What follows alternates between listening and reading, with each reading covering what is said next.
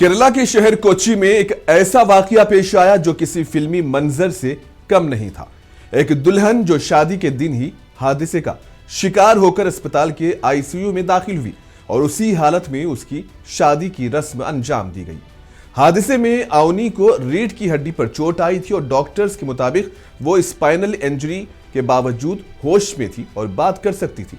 लेकिन इस सदमे के बावजूद दोनों खानदानों ने फैसला किया कि शादी को मुलतवी नहीं किया जाएगा, बल्कि मुकर्ररा मुहूर्त पर वहीं पर यह रस्म पूरी की जाएगी। और दोनों खानदानों ने अस्पताल इंतजामिया से इजाजत लेकर उस वक्त शादी की रस्म मुकम्मल की। ये कहानी किसी फिल्म का सीन लगती है, मगर ये हकीकत है।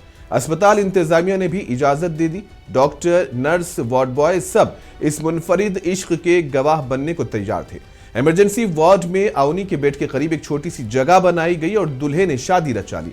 इमरजेंसी वार्ड में होने वाली इस शादी ने न सिर्फ दोनों खानदानों को जज्बाती कर दिया, बल्कि अस्पताल के अमले के लिए भी ये एक यादगार मंजर बन गया। मोहब्बत ने एक बार फिर यह साबित कर दिया है कि मुश्किल तरीन हालात भी रिश्तों की मजबूती को कमजोर नहीं कर सकते।